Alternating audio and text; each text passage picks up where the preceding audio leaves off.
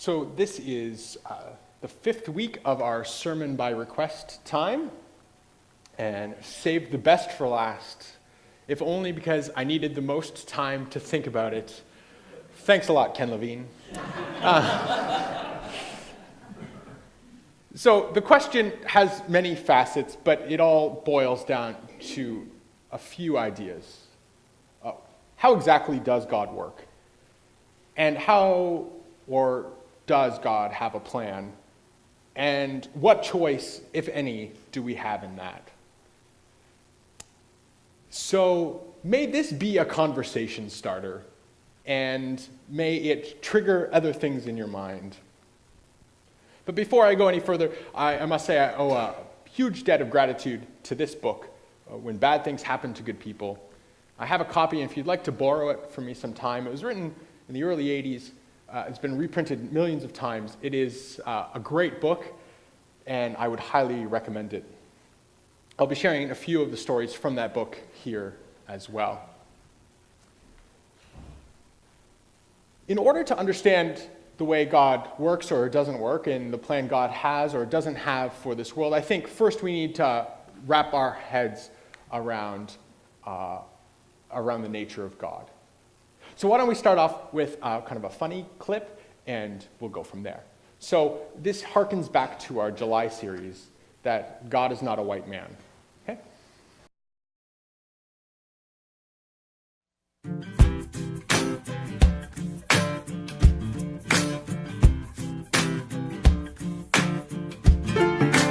God is not a man. God is not a white man. God is not a man sitting on a cloud. God cannot be bought. God will not be boxed in. God will not be owned by religion.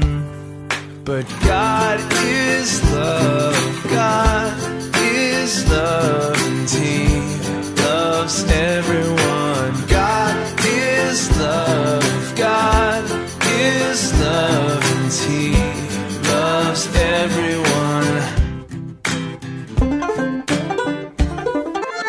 God is not a man. God is not an old man. And God does not belong to Republicans.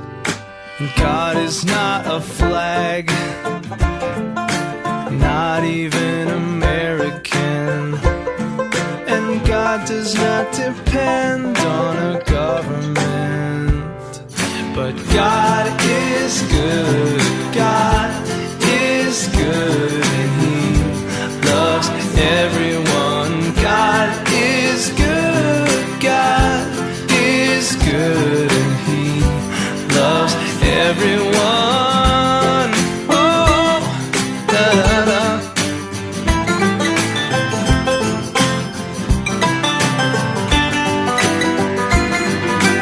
Okay, there's more to that, but we'll leave it at that for now. So may that be our starting point, that God is not an old white man sitting on a cloud. So from there, where do we go?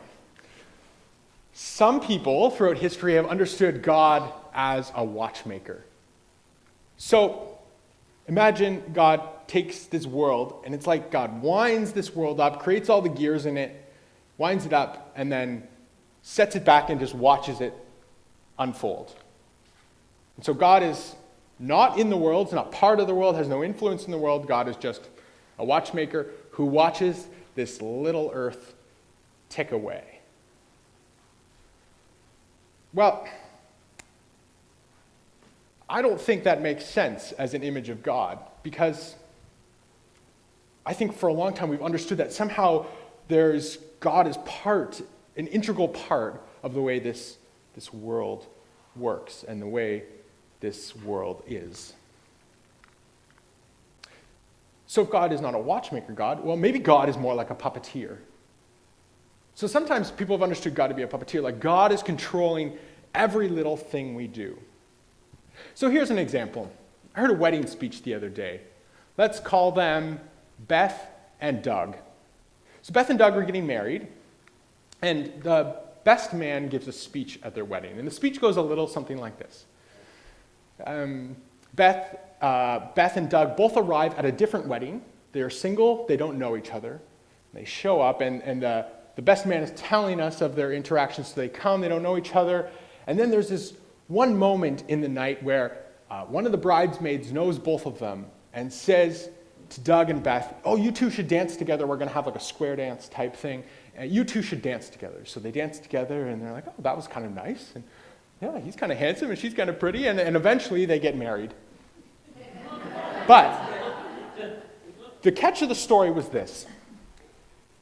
I'm so glad that God brought them together, like in God's plan, that they were brought together. So what that means is that all of God's plan hinged on this one moment when there was a dance, and both of them were in the same room, and like one of them didn't have to go to the bathroom, and the other didn't see another person who they fancied. So it was all so carefully orchestrated. And what that means is that you and I here, we are really here not because of our own choice. We didn't wake up this morning and say, yeah, I think I'm going to go to church. But instead, God took the little puppet strings and marched us to church. That is also, I don't think, a very satisfying explanation for God. So maybe God is like a watchmaker God, but once in a while puts God's puppeteering hands into the world to change things. So a good example of this would be an earthquake. Earthquakes often happen, and there are often people in buildings when this happens. And many times, people don't make it out of these buildings alive. The occasional time, however, somebody is in the right place, under the right beam, and they're saved. And they would accredit this to God, and maybe they're right, but the image that seems to come to mind when they do this is that just for a moment, God's hand reaches out and protects them. But then we have to ask the question, well, what about the 100 other people in the building at the same time?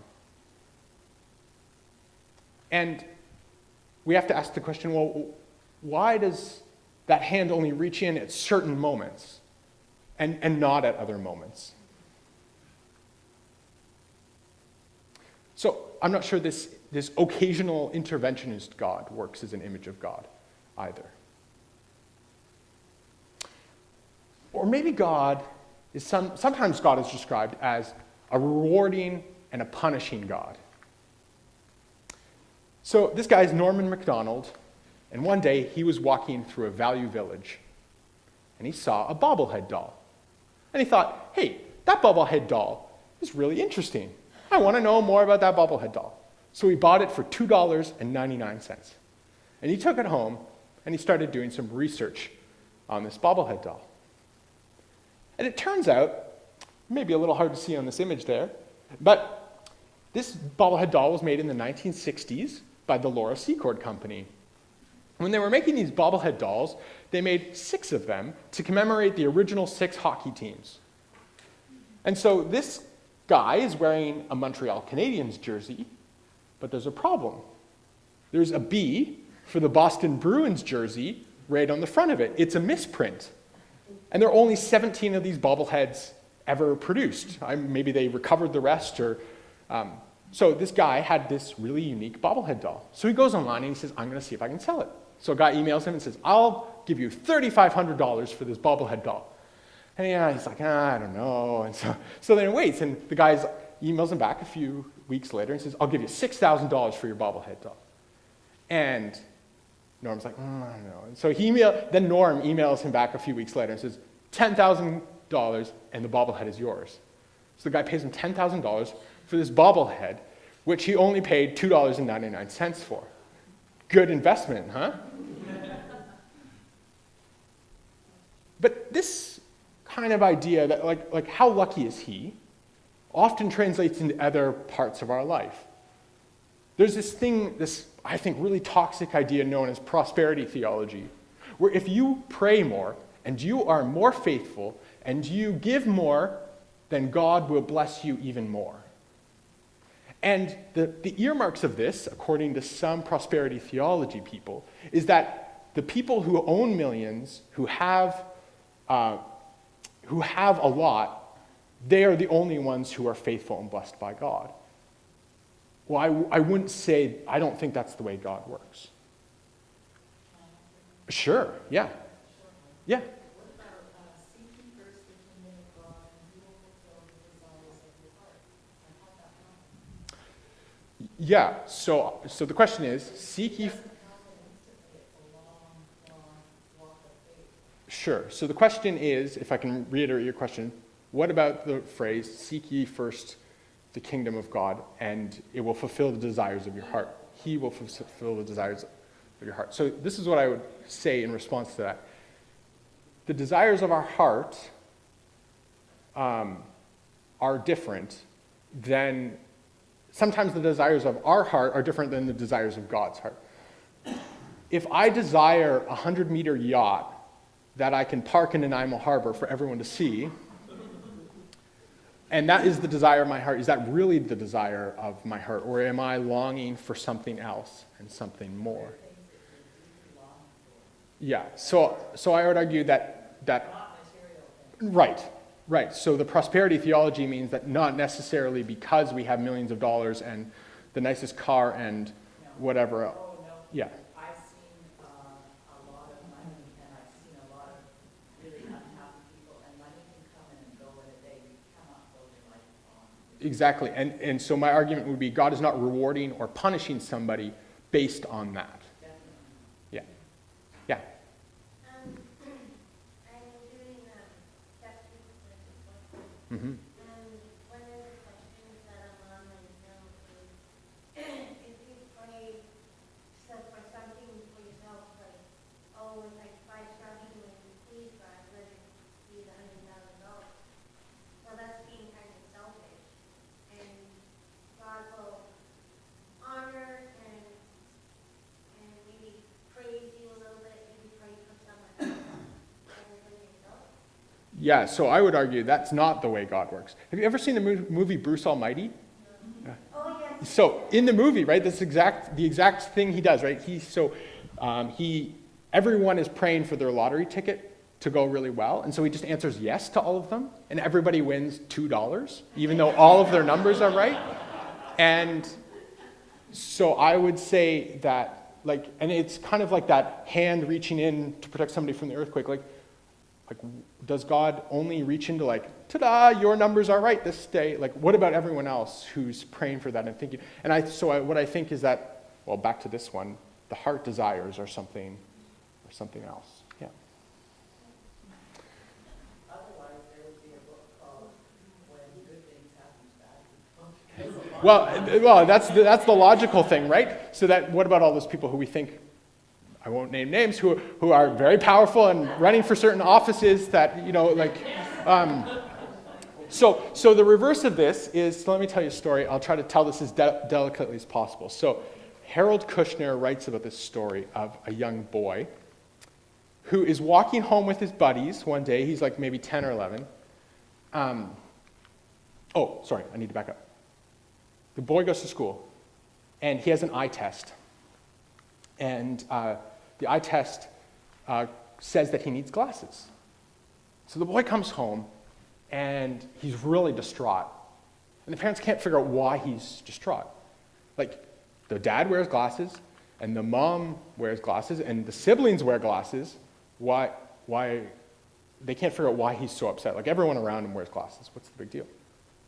And one night, it finally comes out.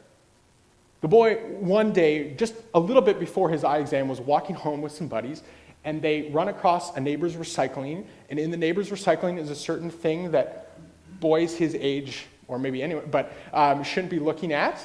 And are we tracking? Yeah. You know what I'm talking about? Okay. And so they spend a little bit of time looking at this, and then they put it away and go home, and they feel like they've done something wrong. And the boy wonders that because of what he's done, God has begun to take his sight away. So, right, it's the reward or punishment. I've done something good, therefore I will be blessed, or I've done something not good, and so I will be punished. He tells a little bit more tragic story of a young woman who goes off to college. She's 20, I think. And in the middle of college, she dies of an aneurysm. No one knows why, just an aneurysm. And Harold Kushner, this rabbi, he goes and he visits this family, and the very first thing they say to him is, "Rabbi, we did not fast at the last feast." As if their reaction, their will there, their choice not to fast, somehow was the result of this aneurysm. So I'm very suspect of this reward or punishment type of God. Okay, there's the possibility that God is like a tapestry weaver. So this is a very beautiful tapestry. It's so intricate it looks like a stained glass window. And some would say, well, this is what God is doing with the world. God is making a tapestry of the world. I kind of like that. But the metaphor continues. So they say, well, some people's threads are as part of this design, but on the back of the tapestry, there are all these threads that are all over the place. They're connected because they're going to get used somewhere else. And so some people's lives end up on the back of the tapestry, and other people's lives end up on the front of the tapestry. As if the fortune of some people makes up for the misfortune of other people. Or there's this saying that's sometimes used, God can only give us what we can handle. So this young woman, I'll call her Kirsten, grew up not too far from my house. She lives on a farm. One day, she was coming home in the bus. She got out of the bus, and a garbage truck driver didn't see the bus. So rammed into the school bus and then hit Kirsten. For a long, long time, they didn't know if she was ever going to make it out of the hospital. Then she finally stabilized. And it was essentially like this accident was a reset button on her life. She had to learn how to walk and talk again.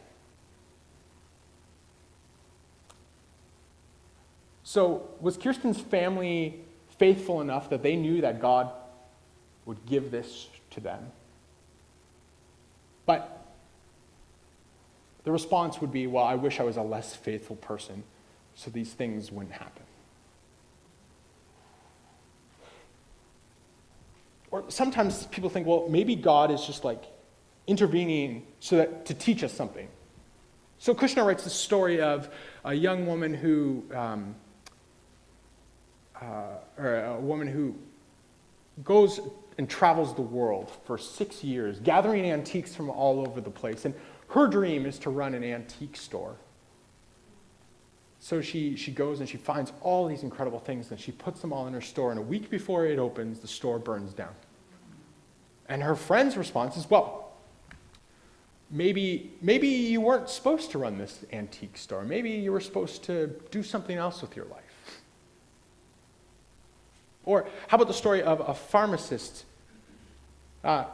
He's closing up shop one day, a young man comes in, he points a gun at the pharmacist, and the pharmacist thinks to himself, you know, I could either fight with this guy, and I might lose my life, or I could just give him what I made today, and that would be it. I'd be done.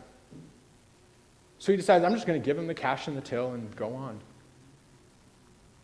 So he goes and he reaches for the till, but the young man thinks he's reaching for a gun. The bullet lodges in his spine, and he's paralyzed from the neck down. And once he's stable, a friend comes and visits him in the hospital, and the friend says, you know what, I think that God is trying to mold you into somebody more humble. You know, you've always been really good at everything you did, sports, medicine, but I think in this, God is trying to teach you a lesson to be more humble. Really? No. So let me set this up. So this is Stephen Fry, and he is an ardent atheist. And I saw this the other day as I was preparing for this, and I thought, this summarizes all of this into one nice, neat, very passionate, very confusing piece. Watch for yourself. Suppose what Oscar believed in as he died, in spite of your protestations, suppose it's all true, and you walk up to the pearly gates and you are confronted by God. What will Stephen Fry say to him, her, or it? I will basically, what's known as theodicy, I think. I'll say bone cancer in children? What's that about? How dare you? How dare you create a world in which there is such misery that is not our fault? It's not right. It's utterly, utterly evil. Why should I respect a capricious, mean-minded, stupid God who creates a world which is so full of injustice and pain? That's what I'd say. And you think you're going to get in on No, that? but I wouldn't want to. I wouldn't want to get in on his terms.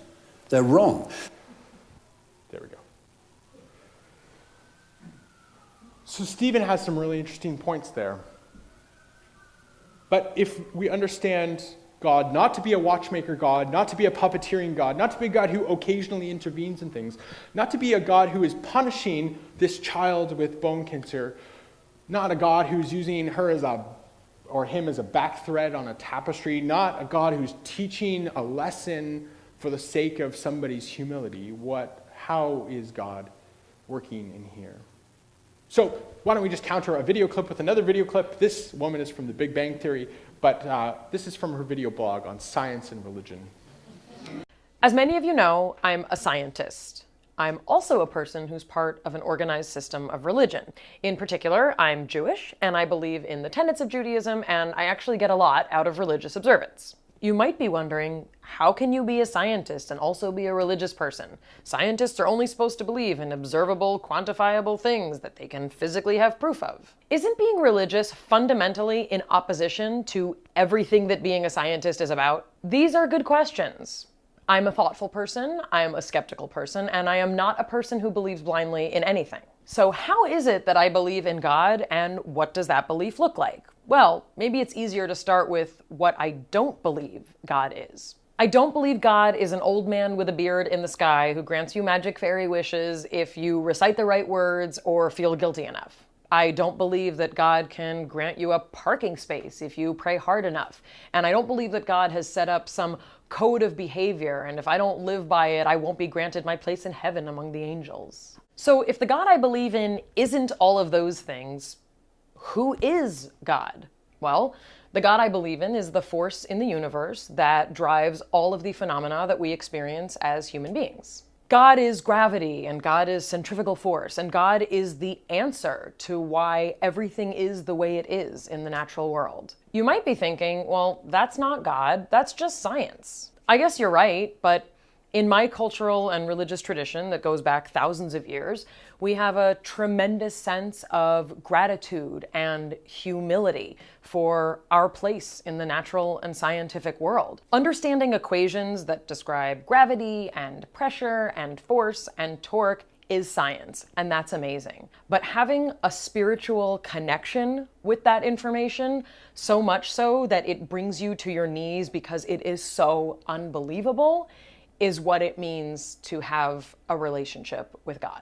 I also ascribe our ability to think, to reason, to love, to build, to create as divine, because it's amazing that we exist. Like, do you ever get that feeling like, oh my gosh, I can't believe we exist? I get that feeling all the time. A closeness with a notion of God gives me the opportunity to experience myself as a spiritual being and not just a physical or a mental one. But having a relationship with God gives me a chance to understand my inner world in a way that can't be measured by inches or SAT scores or HDL-LDL ratios or by diplomas hung on the wall commemorating learned information. It can be measured by the way it feels when you read a poem or a psalm and you feel like someone out there understands you and there is a purpose to continuing your existence. It can be measured by the way it feels when your stomach flip-flops over and drops to the ground when you stare into the eyes of someone that you want to spend the rest of your life with. It can be measured by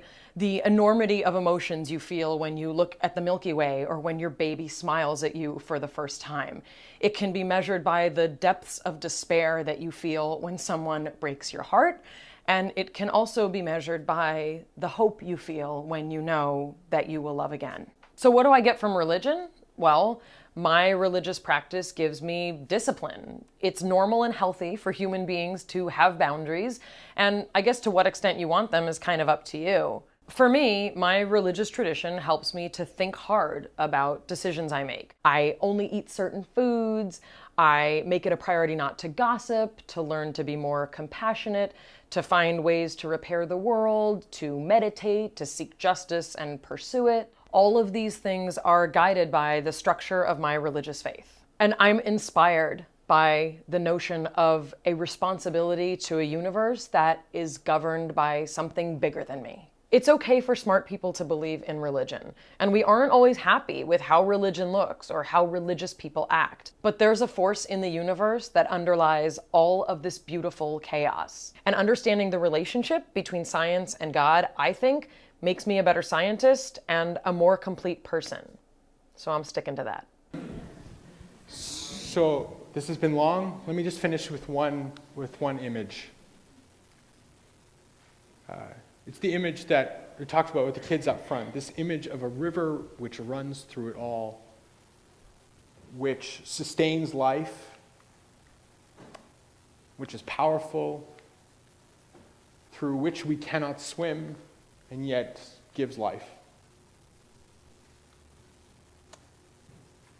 Have fun thinking about it. Oh, man.